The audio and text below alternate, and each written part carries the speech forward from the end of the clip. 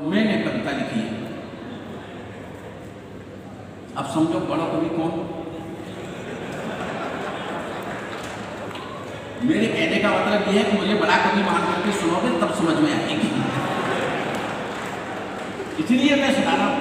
अच्छा, जब हम किसी विषय पर कविता लिखते हैं पाठक जी, तो हमें चिंतन करना पड़ता है, मनन करना पड़ता है कि कोई आदमी हमको टोक नहीं दे, गलत बात नहीं हमारे मुंह से निकल जाए। तो मैंने फूफा जी का अध्ययन किया कि ये फूफा आखिर क्या बीमारी है। तो मैंने जब सर्च किया, बड़े बुजुर्गों से मैंने पूछा ये फूफा क्या होता है, तो लोगों ने बताया कि ये फूफा हमारा ऐसा एक रिश्ता है जो हमारे समाज में शांति व्यवस्थाएं कायम करता है, घर के झगड़े कंधे से लिटाता रहता है, वो होता है फूफा। शादी ब्याह में जितने भी झगड़े होते हैं वो लड़के का जीजा करवाता है, फूफा आकर के उसको शांत कराता है। बेटा शादी हो जाने दे, तुझसे पहले इस घर के जीजा हम हुआ करते थे। जो भूतपूर्व जीजा होता है वो फूफा होता है। तुझसे पहले इस घर के जीजा हम हुआ करते थे, आज फूफा हो गए हैं, कल तू भी फूफा हो जाएगा।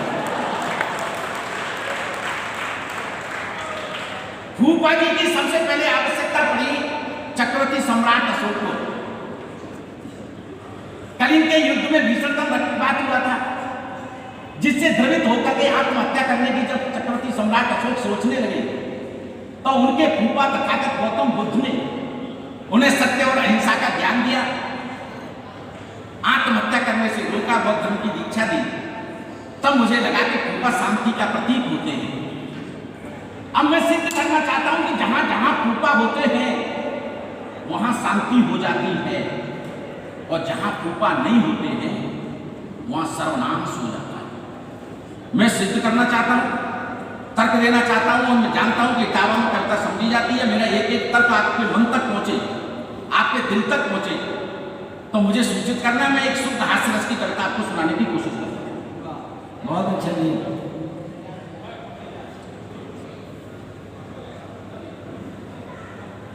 झगड़ा कभी नहीं करवाते, झगड़ा कभी नहीं करवाते, शांत कराते फूफा जी। झगड़ा कभी नहीं करवाते, शांत कराते फूफा जी। तत्व जिंदगी का समझाते हमें हमारे फूफा जी, तत्व जिंदगी का समझाते हमें हमारे फूफा जी। पहला तर्क आपकी अदालत में रखता हूं, अगर समझ में आ गया तो अगले तर्क तो आपकी समझ में आते चले जाएंगे, मेरा विश्वास है। झगड़ा कभी नहीं करवाते, शांत कराते फूफा जी। तत्व जिंदगी का समझाते हमें हमारे फूफा जी। महाभारत का युद्ध न होता, चीर हरण भी ना होता। महाभारत का युद्ध न होता, चीर हरण भी ना होता, समय से पहले मरे न होते अगर कृष्ण के फूफा जी। पांडु सगे फूफा थे उनके। महाभारत का युद्ध न होता, चीर हरण भी ना होता, समय से पहले मरे न होते अगर कृष्ण के फूफा जी। और सीता हरण कभी नहीं होता।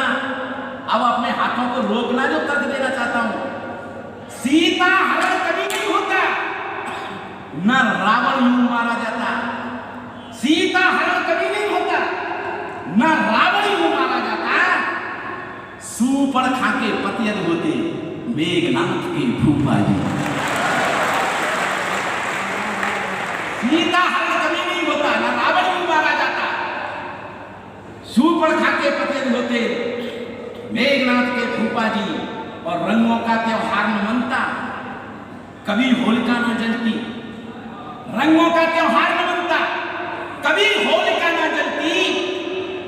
हिरणाकुश के जीजा होते प्रहलाद भक्त के फूफा जी। हिरणाकुश के जीजा होते, हिरणाकुश के जीजा होते प्रहलाद भक्त के फूफा जी। ये तीन तर्क मैंने 3 युगों से आज तक पहुंचाए हैं। वर्तमान के कुछ तर्क रखना चाहता हूं, हास्य का परसेंटेज बढ़ाता हूं। हिरणाकुश के जीजा होते प्रहलाद भक्त के फूफा जी। कांग्रेस की ऐसी हालत,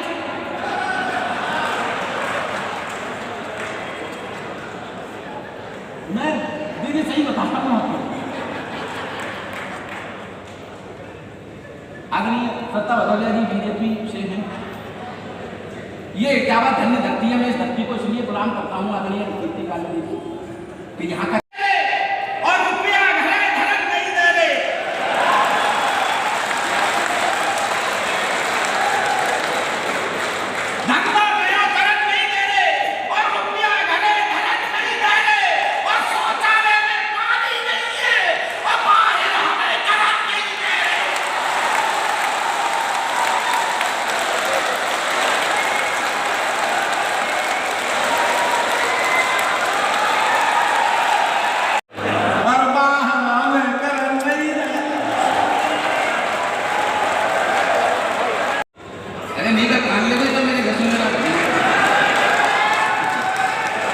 चलिए बस आज आनंद लीजिए। मैं बता रहा था आपको 2019 की बात है, बिल्कुल बेईमानी लगती मायावती के पतियद होते यादव अखिलेश की फूफा जी, और आजमका की बुरी फजीयत योगी राज में ना होती। हाथ जोड़कर अमित शाह को यदि वो कहता फूफा जी, और ये जितनी भी बहनें बैठी हुई हैं उनको समर्पित करना चाहता हूं कि उन महिलाओं की इज्जत हर एक घड़ी खतरे में है। अगली पंक्ति में आप पूरे सदन का समर्थन चाहिए, एक ढंग की बात कहने की कोशिश की है मैंने।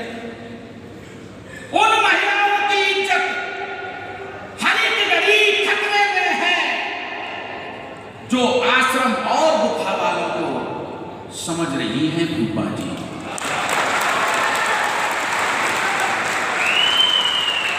जो आश्रम और गुफा वालों को समझ रही है फूफा जी।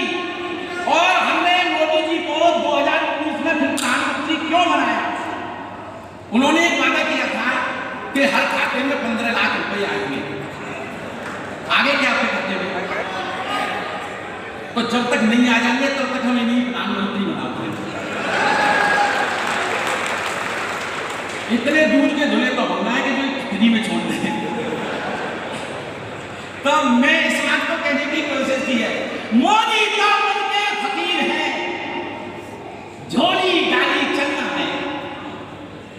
मोदी तो मन के फकीर है, झोली डाली चलना है। इसलिए दूसरी मर्तबा हमने चुन लिया फूफा जी। मोदी जी से नम्र निवेदन, 15 मोदी जी से नम्र निवेदन, 15 लाख जल्द भिजवाओ, वरना 2024 में तुमको फिर चुन लेंगे फूफा जी। और ये कविता मेरी अच्छी है, ये कविता मेरी अच्छी है, ये कविता मेरी अच्छी है। तो छोटा सा एक निवेदन है, दोनों हाथ उठाए के अपने ताली ठोको फूफा जी। न खलियान की बात कर, न कच्चे खेत की बात कर, न खलियान की बात कर, न मजदूर की बात कर, न किसान की बात कर।